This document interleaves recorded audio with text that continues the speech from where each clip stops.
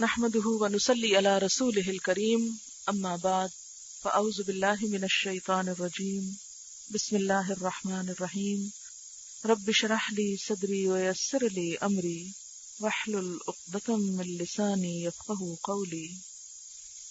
سورۃ الاسراء یعنی بنی اسرائیل، اس کا دوسرا نام الاسراء ہے۔ آیت نمبر 11۔ وَيَدْعُ الْإِنسَانُ، وَيَدْعُ اور دعا مانگتا ہے یا پکارتا ہے۔ دعا یدعو کا معنی ہے پکارنا۔ پکارتا ہے انسان بالشر، ساتھ شر کے، یعنی شر کی دعا مانگتا ہے، برائی کی دعا کرتا ہے یا برائی مانگتا ہے۔ دعاءہ مانگنا اس کا، بالخیر بھلائی کو۔ مراد اس سے یہ ہے کہ انسان شر اس طرح مانگتا ہے جس طرح خیر مانگنی چاہیے، انسان برائی مانگتا ہے جس طرح اس کو بھلائی مانگنا چاہیے۔ ایسا کیوں کرتا ہے اور کب کرتا ہے؟ عمومی حالات میں تو ہر انسان اپنے لیے خیر ہی چاہتا ہے، اپنا بھلا چاہتا ہے، لیکن بعض اوقات ایسے ہوتے ہیں کہ انسان اپنے لیے بد دعائیں کرنے لگتا ہے۔ کیوں؟ اس لیے کہ وَكَانَ الْإِنسَانُ ہے انسان عجولا بڑا جلد باز، عجول عجلت سے، عین جیم لام فعول کے وزن پر، کثرت کے لیے بہت جلد باز، زیادہ جلد بازی کرنے والا۔ یعنی انسان اپنی جلد بازی کی صفت کی بنا پر اپنے لیے بسا اوقات خیر کی بجائے شر کی دعا کرنے لگتا ہے۔ بعض لوگ اپنے علاوہ اپنے بچوں کے لیے بد دعائیں کرنے لگتے ہیں، تو یہ اللہ کا فضل ہے کہ وہ انسان کی ایسی بد دعاؤں کو قبول نہیں کرتا۔ اگر انسان کے منہ سے نکلی ہوئی ایسی کیفیت کے اندر بد دعائیں قبول کر لی جائیں تو انسان کہیں کا نہ رہے۔ عموماً جب انسان مایوس ہوتا ہے، پریشان ہوتا ہے، تو اس کی تھنکنگ نیگیٹو ہو جاتی ہے، منفی خیالات رکھتا ہے، خود کو ٹارچر دیتا ہے، اذیت پہنچاتا ہے، بسا اوقات خودکشی کا بھی ارادہ کر لیتا ہے۔ اور شاید ہر انسان کی زندگی میں ایک مرحلہ ایسا آتا ہے کہ جب انسان حالات سے اتنا تنگ ہو جاتا ہے کہ اس دنیا سے چھٹکارا چاہنے لگتا ہے۔ جب چھٹکارے کی کوئی صورت اس کو نظر نہیں آتی اور جب وہ اللہ کی رحمت سے مایوس ہو جاتا ہے تو اپنے لیے بد دعائیں کرتا ہے اور انتہائی حد میں سوئسائڈ۔ سورۃ یونس کی آیت نمبر 11 میں بھی آپ اسی قسم کا مضمون پڑھ چکے ہیں کہ وَلَوْ يُعَجِّلُ اللَّهُ لِلنَّاسِ الشَّرَّ اسْتِعْجَالَهُمْ بِالْخَيْرِ لَقُضِيَ إِلَيْهِمْ أَجَلُهُمْ، اگر اللہ جلدی کرنے لگے لوگوں کے لیے برائی کو، یعنی جو برائی وہ اپنے لیے مانگ رہے ہیں ان کے مانگنے کے مطابق جلد ان کو دینے لگ جائے، جس طرح انسان اپنے لیے بھلائی مانگتا ہے یا مانگنا چاہتا ہے یا اسے مانگنی چاہیے، تو ان کا فیصلہ ہی چکا دیا جائے۔ یعنی کوئی انسان پھر دنیا میں بچ نہ سکے اگر انسان کی ایسی بد دعائیں قبول ہونے لگ جائیں۔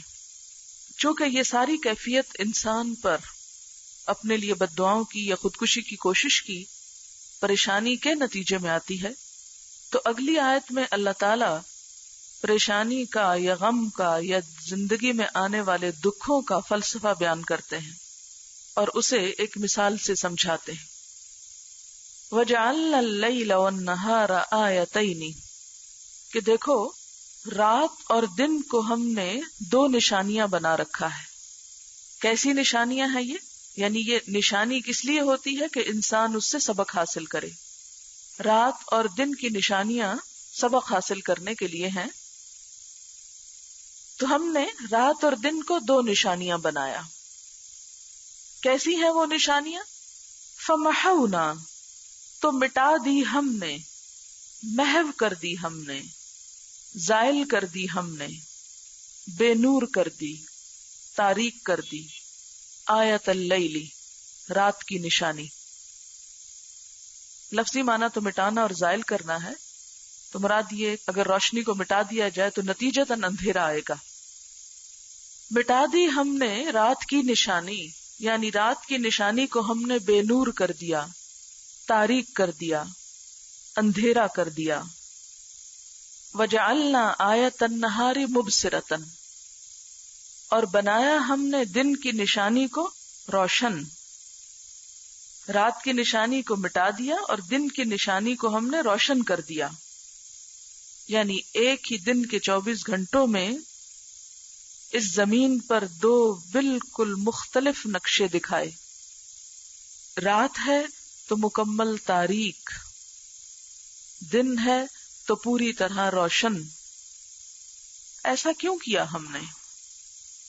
جواب دیا گیا کہ لِتَبْتَغُوا، تاکہ تم تلاش کرو، فضلا من ربکم، فضل اپنے رب کی طرف سے، اپنے رب کا فضل تلاش کرو۔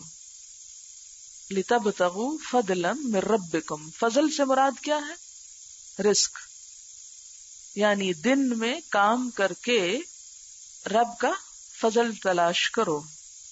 فضل تو ہے اس کا، اس کے لیے کوشش تمہیں کرنا ہوگی، جیسا کہ اما یتساءلون میں بھی آتا ہے وَجَعَلْنَا النَّهَارَ مَعَاشًا، دن کو ہم نے معاش کا وقت، کام کاج کا وقت بنایا۔ اور کس لیے؟ وَلِتَعْلَمُوا عَدَدَ السِّنِينَ وَالْحِسَابَ، اور دن کے بعد جو رات آ جاتی ہے اور ایک دن ختم ہو جاتا ہے، تو یہ اس لیے بعد میں ہم اندھیرا کرتے ہیں تاکہ تم جان لو، عدد یعنی گنتی، السنین سالوں کی، والحساب اور حساب کتاب، یعنی ماہ و سال کا حساب معلوم کر سکو، برسوں کی گنتی اور حساب معلوم کرو، کیونکہ اگر ہمیشہ ہی دن رہتا، سورج کبھی غروب نہ ہوتا، روشنی ہی روشنی رہتی، تو تم دیکھتے کہ تم آرام نہ کر سکتے، جب آرام نہ کر سکتے تو دن کو کام نہ کر سکتے، اور دوسری بات یہ کہ ماہ و سال کا حساب معلوم نہ کر سکتے، نہ تمہیں تاریخ پتہ چلتی، نہ کیلنڈر ایجاد ہوتا، اور نہ ہی تمہارے اوقات کی کوئی تقسیم ہو سکتی، کیونکہ بہترین کام کے لیے زندگی کو آرگنائز کرنا اور اوقات کو تقسیم کرنا نہایت ضروری ہے۔ کچھ وقت انسان کے آرام کے لیے ہو، کچھ انسان کے کام کے لیے، اور کچھ انسان کے سبق حاصل کرنے کے لیے، ماضی سے مستقبل کے لیے۔ تو یہ جو تاریخ معلوم ہوئی تم کو، یا تاریخ بنی، یا سال بنے، یا ہسٹری بنی، تو یہ سب کچھ تمہارے فائدے کے لیے ہے۔ وَكُلَّ شَيْءٍ، اور ہر چیز کو، فَصَّلْنَاهُ، کھول کھول کے رکھ دیا ہم نے اس کو، تفصیلاً، اور ہم نے ہر چیز کو خوب کھول کر بیان کیا ہے۔ اب چونکہ پیچھے بات ہوئی تھی کہ انسان پر جب کوئی پریشانی آتی ہے تو اپنے لیے بد دعائیں کرنے لگتا ہے، تو پریشانی کو رات کے اندھیرے سے تشبیہ دی گئی اور خوشحالی کو دن کی روشنی سے۔ اللہ تعالیٰ نے یہ دو نشانیاں بنا کر انسان کو جہاں اور بہت سے فائدے پہنچائے، وہاں یہ بات بھی سمجھنے کی توفیق دی کہ یہ دونوں ہی چیزیں ضروری ہیں زندگی میں۔ رات اور دن کا نظام ہمارے لیے ایک بہت بڑا سبق رکھتا ہے۔ جس طرح دن کی روشنی میں فائدے ہیں، اسی طرح رات کی تاریکی میں بھی فائدے ہیں۔ جس طرح خوشی انسان کے لیے اپنے اندر ایک پیغام رکھتی ہے، اسی طرح اندھیرا بھی انسان کے لیے کچھ اور فائدے رکھتا ہے۔ انسان کو کبھی اندھیرے سے گھبرانا نہیں چاہیے، اسے صرف روشنیوں کا طلبگار نہیں رہنا چاہیے، کیونکہ اگر انسان ایسا کرنا چاہے تو یہ اس زمین پر ممکن ہی نہیں اسے کہیں اور جا کر رہنا ہوگا. اگر کوئی شخص اس زندگی میں صرف دن چاہتا ہے، صرف خوشی چاہتا ہے، صرف امید چاہتا ہے، تو پھر یہ ممکن ہی نہیں. ہر انسان کو اس بات کے لیے تیار رہنا چاہیے کہ فَإِنَّ مَعَ الْعُسْرِ يُسْرًا، إِنَّ مَعَ الْعُسْرِ يُسْرًا، کہ تنگی کے ساتھ آسانی بھی ہے، یقیناً تنگی کے ساتھ آسانی بھی ہے.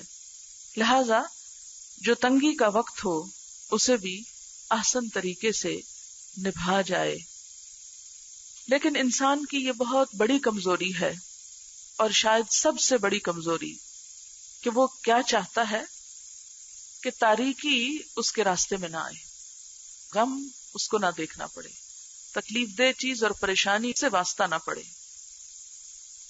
کوئی بھی انسان اس کے لیے تیار نہیں ہوتا، اسے قبول نہیں کرنا چاہتا. اسی کیفیت کا نام عجلت ہے. اور کیا چاہتا ہے کہ اگر آ جائے تو فوراً روشنی مل جائے. اور یہ جو فوراً اندھیرے میں روشنی کی تلاش ہے، یہ عجلت ہے، کہ پریشانی اور دکھ اور تکلیف کو نبھانے کی بجائے فوراً اس کے ازالے کی طلب، جو کہ ممکن نہیں.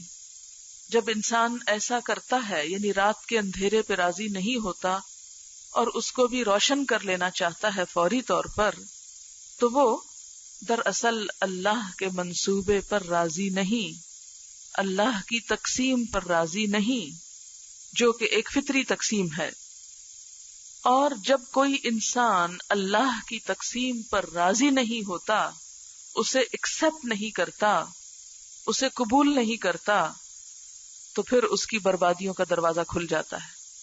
دکھ کے لمحات میں دکھ کو تسلیم کر لینا، اس پر صبر کرنا، اس کے حل کی کوشش کرنا اور انتظار کرنا، کیونکہ رات کی تاریکی ختم ہونے کا واحد حل انتظار ہے. آپ مصنوعی روشنیوں سے کچھ دیر تو فائدہ حاصل کر سکتے ہیں، لیکن جب تک رات گزرنے کا وقت گزرے گا نہیں، روشنی نہیں آئے گی. اب سوال یہ پیدا ہوتا ہے کہ اللہ تعالیٰ تو انسان سے اتنی محبت کرتا ہے، اتنا رحیم و کریم ہے اس کے لیے، پھر وہ ایسا کیوں کرتا ہے کہ اس کی روشنی میں اندھیرا لے آتا ہے؟ ایک تو دن رات میں روز ہو ہی رہا ہے، اور ایک قلب کے اندر، دل کے اندر بھی روشنی کے بعد ایک اندھیرا سا چھانے لگتا ہے غم کا. کیوں کرتا ہے اللہ تعالیٰ ایسے؟ اللہ تعالیٰ انسان سے یہ چاہتا ہے کہ انسان ایسی کیفیت پر صبر کر کے آخرت کی طرف اپنا سفر جاری رکھے. صبر.